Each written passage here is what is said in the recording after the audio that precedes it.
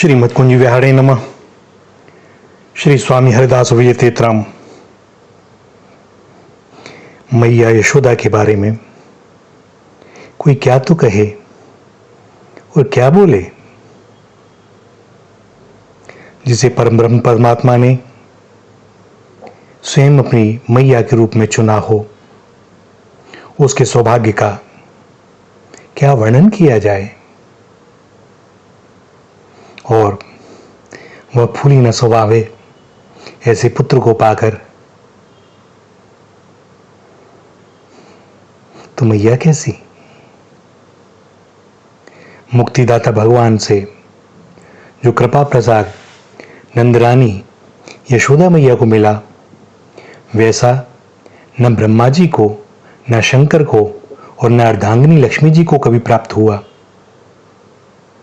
वसुश्रेष्ठ द्रोण ने पद्म योनि ब्रह्मा से प्रार्थना की, देव, जब मैं पृथ्वी पर जन्म धारण करूं, तब विश्वेश्वर स्वयं भगवान श्री हरि श्री कृष्णचंद्र में मेरी परमा भक्ति हो। इस प्रार्थना के समय द्रोण पत्नी धरा भी वहीं खड़ी थी। धरा ने मुख से कुछ नहीं कहा, पर उनके अणु अणु में यही अभिलाषा थी। मन ही मन धरा ने भी उनसे यही मांगा और ब्रह्मा जी ने कहा, तथास्तु, ऐसा ही होगा। इसी वर के प्रताप से धरा ने ब्रजमंडल के एक सुमुख नामक गोप एवं उनकी पत्नी पाटला की कन्या के रूप में भारतवर्ष में जन्म धारण किया। और जब उस समय भगवान श्री कृष्ण के अवतरण का समय हो रहा था, श्वेत वाराह कल्प की 28वीं चतुर्युगी के द्वापर का अंत हो रहा था, पाटला ने अपनी कन्या का नाम यशोदा रखा। यशोदा जो दूसरों को यश देती है, वह है यशोदा। यशोदा का विवाह ब्रजराज नंद से हुआ। यही नंद पूर्व जन्म में वही द्रोण नामक वसु थे जिन्हें ब्रह्मा ने वर दिया था। भगवान की नित्य लीला में भी एक यशोदा हैं। वे भगवान श्री कृष्णचंद्र की नित्य माता हैं, वात्सल्य रस की घनीभूत मूर्ति। ये यशोदा रानी सदा भगवान को वात्सल्य रस का आस्वादन कराया करती हैं। जब भगवान के अवतरण का समय हुआ, तब इन चिदानंदमयी वात्सल्य रसमयी यशोदा का भी इन यशोदा में ही आवेश हो गया। पाटला पुत्री यशोदा नित्य यशोदा से मिलकर एक हो गई। इन्हीं यशोदा के पुत्र के रूप में आनंद कंद पर ब्रह्म पुरुषोत्तम स्वयं भगवान श्री कृष्णचंद्र अवतीर्ण हुए। जब भगवान अवतीर्ण हुए, उस समय यशोदा की आयु ढल चुकी थी। इससे पूर्व अपने पति नंद के साथ यशोदा ने न जाने कितनी चेष्टा की कि पुत्र हो जाए, पर पुत्र हुआ नहीं। और जब पुत्र हुआ तो फिर यशोदा के आनंद का क्या कहना। सूखत धानन को ज्यों पानियो, यों पायो या पनवे। यशोदा को पुत्र हुआ है और इस आनंद में सारा ब्रज निमग्न हो गया। छठे दिन यशोदा ने अपने पुत्र की छठी पूजी और इसके दूसरे ही दिन मानो यशोदा वात्सल्य सिंधु का मंथन आरंभ हो गया। जैसे स्वयं जगदीश्वर अपनी जननी का हृदय मथते हुए अनेक प्रकार के भाव रत्न निकाल निकाल कर बिखेरने लगे, बतलाने लगे, घोषणा करने लगे, जगत की देवियों, देखो, यदि तुम में से भी कोई मुझ पर ब्रह्म पुरुषोत्तम को अपना पुत्र बनाना चाहे तो मैं पुत्र भी बन सकता हूं। पर पुत्र बनाकर मुझे कैसे प्यार किया जाता है, वात्सल्य भाव से मेरा भजन कैसे होता है, इसकी तुम्हें शिक्षा लेनी पड़ेगी। इसलिए इन सर्वथा अनमोल रत्नों को निकालकर मैं जगत में छोड़ रहा हूं। यही तुम्हारे आदर्श होंगे। इन्हें पिरोकर अपने हृदय का हार बना लेना। हृदय आलोकित हो जाएगा। उस आलोक में आगे बढ़कर पुत्र रूप से मुझे पालोगे, अनंत काल के लिए सुखी हो जाओगे। कंस के द्वारा भेजी गई पूतना यशोदा नंदन को मारने आई। पूतना अर्थात जो पवित्र ना हो, उसने अपना विष पूरित स्तन यशोदानंदन के श्रीमुख में दे दिया और यशोदानंदन विष में दूध के साथ ही पूतना के प्राणों को भी पी गए। पूतना चिल्ला रही है कि मुझे छोड़ दे, मुझे छोड़ दे। वह भूल गई, वे पकड़ना जानते हैं, छोड़ना जानते नहीं। बड़ी भूल की तूने पूतना, जो स्वयं उनको आकर के पकड़ लिया। अब वे तुझे कैसे छोड़ दें? सीखा ही नहीं उन्होंने तो छोड़ना। और शरीर छोड़ते समय श्री कृष्णचंद्र को लेकर ही पूतना मधुपुरी की ओर दौड़ी और उसी क्षण यशोदा के प्राण भी मानो पूतना के पीछे पीछे दौड़ चले। और यशोदा के प्राण तभी लौटे, तभी उनमें जीवन का संचार हुआ जब पुत्र को लाकर गोप सुंदरियों ने उनके वक्षस्थल पर रख दिया। यशोदा ने स्नेहवश उस समय परमात्मा श्री कृष्ण पर गाय की पूंछ फिराकर उनकी मंगल कामना की। जैसे जैसे यशोदानंद बढ़ रहे थे, उसी क्रम से मैया का आनंद भी प्रतिक्षण बढ़ रहा था। प्रेम तो प्रतिक्षण वर्धमान होता ही है ना। और फिर जब परब्रह्म सच्चिदानंद घन स्वयं यशोदा मां की गोद में हो तो भैया अब क्या कहा जाए। यशोदा मैया अपने पुत्र को देखकर फूली नहीं समाती थी। जसुमती फूली फूली डोलती, अति आनंद रहत सगरे दिन, हंसी हंसी सबसों बोलती। मंगल गाय उठती अति रसों, अपने मन को भायो। और विकसित कहते देख ब्रज सुंदरी, कैसो लगत सुहायो। कभी पालने पर अपने नंदनंदन को सुलाकर आनंद में निमग्न हो रही हैं। पलना श्याम झुलावती जननी, अति अनुराग परस्पर गावती। प्रफुल्लित मगन होत नंद घरनी, उमगी उमगी प्रभु भुजा पसारत। हर्षि जसोमती अंकम भरनी, सूरदास प्रभु मुदित जसोदा। पूरन भई पुरातन करनी। सूरदास जी महाराज ने यत्किंचित वर्णन किया है ये मैया यशोदा के वात्सल्य प्रेम का, और वास्तव में हमें ऋणी होना चाहिए सूरदास जी का। सूर होते हुए उन्होंने जिद देखा, हम आंख वाले आज तक नहीं देख सके। सूरदास जी महाराज, हम सबको अपनी शरण में लो। वह झांकी जो आप देखते हैं कभी तो हमें भी दिखे, इन नेत्रों का होना सफल हो जाए। इस प्रकार जननी का प्यार पाकर भगवान श्री कृष्ण तो आज 81 दिन के हो गए, पर मां को लगता है कुछ देर पहले ही तो मैंने अपने पुत्र का सलोना मुख देखा है। आज भी अपने पुत्र को एक विशाल शकट के नीचे पलने पर सुला आई और उसी समय कंस के द्वारा भेजा हुआ उत्कर्ष नामक दैत्य आया और गाड़ी में प्रविष्ट हो गया। शकट को यशोदानंदन पर गिराकर वह उन्हें दबा देना चाहता था, पर इससे पूर्व ही यशोदानंदन ने अपने पैर से शकट को उलट दिया। शक्टासुर का अंत हुआ। इधर जब जननी ने शकट पतन का भयंकर शब्द सुना तब यह सोच बैठी कि हाय, मेरा लाल अब रहा नहीं, और वह चित्कार कर उठी। प्राण शून्य होकर गिर पड़ी भूमि पर।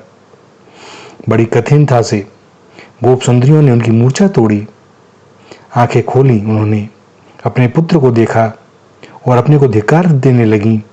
हाय रे हाय, मेरा नीलमणि नवनीत से भी अधिक सुकोमल है, 3 महीने का है और इसके निकट शकट भूमि पर गिरकर अचानक टूट गया। यह बात सुनकर भी मेरे प्राण ना निकले। मैं उन्हीं प्राणों को लेकर अब तक जीवित हूं, तो उससे ही सत्य है कि मैं वज्र से भी अधिक कठोर हूं। मैं केवल मात्र कहलाने के लिए माता हूं, पर ऐसे मेरे मातृत्व को, मात्र वत्सलता को धिक्कार है। यशोदा जी कभी प्रार्थना करती हैं, हे विधाता, मेरा वह दिन कब आएगा जब अपने लाल को बकैयां चलते देखूंगी। दूध की दंतुलियां देखकर मेरे नेत्र शीतल होंगे। इसकी तोतली बोली सुनकर कानों में मेरे अमृत बहेगा। नंद घरनी आनंद भरी, सुत श्याम खिलावे। कबहू घुटरोनी चलिहेंगे, कहीं विधई मनावे। कबही दंतुली द्वै दूध की, देखो इन नैननी। कबही कमल मुख बोले हैं, सुनेहो उन बैननी, चूमती कर पग अधर भ्रू, लटकती लट चूमती, कहा बरनी सूरज करे, कहे पावे सोमती। और कभी भगवान श्री कृष्ण से ही, अपने पुत्र से ही निहोरा करने लगती, नानरिया गोपाल लाल, तू बेग बड़ो किन हो ही, यही मुख मधुर वचन हंसी केंद हो, जननी कहे कब मोही। बेटा तू कब मुझे माँ के पुकारेगा, कब बड़ा होगा। और अपनी माँ जननी का मनोरथ पूर्ण करते हुए श्री कृष्ण बोलने लगे, बकैयां चलने लगे, खड़े होकर चलने लगे। 1 वर्ष पूरा हो गया। यशोदा ने अपने पुत्र की प्रथम वर्षगांठ मनाई और उसी समय कंस ने फिर तृणावत को भेजा। वह आया और यशोदा के नीलमणि को उड़ाकर आकाश में ले गया। यशोदा मृत वत्सा गौ की भांति पृथ्वी पर गिर पड़ी। इस बार जननी के जीवन की आशा किसी को न थी। पर जब श्री कृष्ण तृणावत को चूर्ण कर लौटे, गोपियां उन्हें दैत्य के छिन्न भिन्न शरीर पर से उठा लाई, तब तक्षण यशोदा के प्राण भी मानो लौट आए। दैत्य के द्वारा अपहृत शिशु को पाकर महाप्रयाण में लीन होने पर भी यशोदा उसी क्षण वैसे ही चैतन्य हो गई जैसे वर्षा का जल पाकर वीर बहुटी कीट की जाति जीवित हो जाती है। यशोदा और श्री कृष्ण में परस्पर होड़ लगी रहती थी। यशोदा का वात्सल्य उमड़ता और उसे देखकर उससे 100 गुने परिमाण में भगवान श्री कृष्ण का लीला माधुर्य प्रकाशित होता और इस लीला माधुर्य को देखकर सहस्त्रगुनी मात्रा में यशोदा का भाव सिंधु तरंगित हो जाता और इन भाव लहरियों से धुलकर पुनः श्री कृष्ण की लीला किरणें निखर उठती। क्षणभरपूर में जो था उससे लक्ष्य गुणित परिमाण में चमक उठा था। इस क्रम से बढ़कर यशोदा का वात्सल्य अनंत असीम अपार बन गया। उसमें डूबी हुई यशोदा सब कुछ भूल गई, केवल नीलमणि ही उनके नेत्रों में नाचते रहते थे। कब दिन हुआ कब रात्रि हुई, यशोदा को यह किसी के बताने पर ही भान होता था। उनको क्षण भर के लिए भी भाव समाधि से जगाने के लिए ही मानो यशोदानंद ने मृतका भक्षण की लीला की। श्री कृष्ण ने मिट्टी खाई। यह सुनकर यशोदा उनका मुख खुलाकर मिट्टी देखने लगी और उनके मुख में सारा विश्व देखा। एक बार तो वे कांप गई, किंतु इतने में ही भगवान की वैष्णवी माया का विस्तार हुआ। यशोदा के हृदय में वात्सल्य सागर में एक लहर उठी और वह यशोदा के इस विश्व दर्शन की स्मृति को अपने साथ बहा ले गई, क्योंकि वात्सल्य में व्यवधान दे रहा था। नीलमणि को गोद में लेकर यशोदा अपने प्यार से उन्हें स्तनपान कराने लगी। अंक में लगाई नंद नंद को आनंद माई, ज्ञान गूढ़ भूली गो भये सुपुत्र प्रेम आई, देख बाल लाल को फंसी सुमोह फांस आई, शीस सूंगी चूमी चारू दूध द ही अघाई। मैया यशोदा दिन वार वर्ष माह सब भूल गई, पर समय तो व्यतीत होता ही है ना। पुत्र की दूसरी वर्षगांठ आ पहुंची। नीलमणि 2 वर्ष 2 महीने के हो गए। अब वे इतने चंचल हो गए कि यशोदा को एक क्षण चैन नहीं। सखाओं के साथ, गोपियों के साथ उनके घर चले जाते, दही के बाण फोड़ देते। एक दिन मैया का भी वह दही बाण फोड़ दिया जो उनके कुल में वर्षों से सुरक्षित चला आ रहा था। जननी ने डराने के उद्देश्य से पुत्र को ऊखल से बांध दिया और सारा विश्व अनंत काल तक यशोदा की इस चेष्टा पर बलिहार जाएगा। जिन बांध्यो सुर असुर नाग, मुनि प्रबल कर्म की डोरी, सोई अभिचिन्न ब्रह्म जसुमती, हटि बांध्यो सकत ना छोरी। वे सबसे छूट जाते हैं, लेकिन वात्सल्य रस से प्रेम से जो उन्हें बांध देता है भैया, वे उससे नहीं छूट पाते, बंधे बंधे ही डोलते हैं। मैया ने प्रेम से बांधा है, कैसे खुल जावे? वही खोले जिसने बांधा है, अन्यथा डोलेंगे यही। भगवान दिखाते हैं प्रेम के वशीभूत कैसे होते हैं। क्यों कहा जाता है कि वे भक्त के अधीन हैं? वे स्वयं कहते हैं हम भक्त पर अधीन हो। इन लीलाओं को देखें, चिंतन करें। प्रेम से ही वे बनते हैं और प्रेम से जो बांध लेगा फिर वो बन जाएंगे। एक और महाभारत के समय जब संधि का प्रस्ताव लेकर भगवान जाते हैं तो दुर्योधन कहता है कि इन्हें बांध लो, बांध लो। दुर्योधन कहाँ बांध सकता है, और भगवान अपना विराट स्वरूप प्रकट कर देते हैं, देख बांध मुझे। अब वो दिखाते हैं जिसके पास अपना अभिमान है, ये दिखाते हैं कि तुम्हारे बस में कुछ है नहीं, तुम्हारी मृत्यु तक मेरे अधीन है। और जब प्रेम की बात होती है तो वे ऐसे हो जाते हैं कि मैया जब छड़ी लेके घूमती है तो अखिल ब्रह्मांड जिनकी भ्रकुटी मात्र से इधर से उधर हो जाए, वे प्रभु श्री कृष्ण मैया के आगे भागे भागे फिरते हैं कि मैया की पकड़ में ना आ जाएं। और इसी प्रकार इसी उकुल बंधन को निमित्त बनाकर नीलमणि ने 2 अर्जुन के वृक्षों को जड़ से उखाड़ दिया। ब्रजवासी यशोदा नंदन की रक्षा के लिए व्याकुल हो गए। भैया बार बार यहाँ उपद्रव हो रहे हैं, कभी कोई राक्षस आता है, कभी कोई आता है। अब तक तो भगवान ने इस पुत्र की रक्षा की, किंतु अब इस गोकुल में रहना नहीं चाहिए। गोपों ने आपस में परामर्श करके निश्चय किया कि अब चलें वृंदावन, और यशोदा वृंदावन चली आई। कुछ लोगों को यह भ्रांति हो जाती है कि वृंदावन तो पंचकोशी स्वरूप है, नंदगांव, बरसाना, गोकुल यह सब अलग है। नहीं भैया, यह सब वृंदावन के अंतर्गत ही आता था। जैसे जिला होता है ना, अब मथुरा जिले में यह सब आता है, उसी प्रकार यह सब वृंदावन ही था। ठाकुर जी की जितनी भी गोवर्धन की लीला हैं, वे भी सब वृंदावन की लीलाओं में सम्मिलित हैं। वहीं यमुना है, वहीं वन है, ब्रज 84 वृंदावन है। सो इसमें कतई संशय न करें। आज का स्वरूप बहुत अलग है, लेकिन जो भक्त हैं उनको आज भी वही चिन्मय वृंदावन अभी भी दिखाई देता है। वे जानते हैं कि इसका क्या स्वरूप है। वृंदावन आने के पश्चात भगवान की अनेकों भुवन मोहिनी लीलाओं का प्रकाश हुआ। गोप बालकों के मुख से सुन सुनकर और कुछ को अपनी आंखों से देखकर यशोदा कभी तो आनंद में इतनी निमग्न हो जाती कि कभी पुत्र की रक्षा के लिए उनके प्राण व्याकुल हो उठते। भगवान का 3रा वर्ष अभी पूरा नहीं हुआ था और वे ग्वालों के साथ बछड़ा चराने वन में जाने लगे।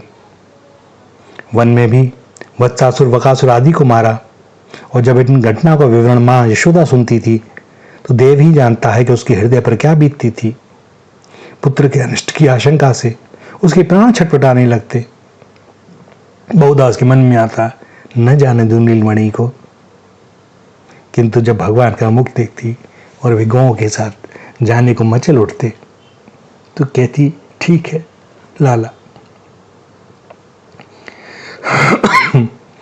5वें वर्ष की शुक्लाष्टमी से श्री कृष्णचंद्र का गोचारण आरंभ हो गया, और इसी वर्ष ग्रीष्म के समय काली दमन लीला हुई। काली के बंधन में पुत्र को बंधा देखकर यशोदा की जो दशा हुई, उसे व्यक्त करने की क्षमता किसी में नहीं। 6ठे वर्ष में विविध मनुहारिणी गोष्ठ क्रिया श्री कृष्ण ने की, और उसे सुन सुनकर यशोदा को बड़ा सुख होता था।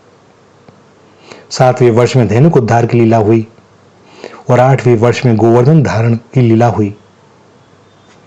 उसी के लाला ने गोवर्धन को उठा लिया, किंतु मैया यशोदा सब देखती है, किंतु भरी हुई वात्सल्य भाव से, मेरा पुत्र है। कभी भी भगवान भी उनके अंदर यह भाव नहीं आने देते कि मैं परब्रह्म हूं। जैसा भक्त का भाव होता है, भगवान उसी भाव के अनुसार चलते हैं।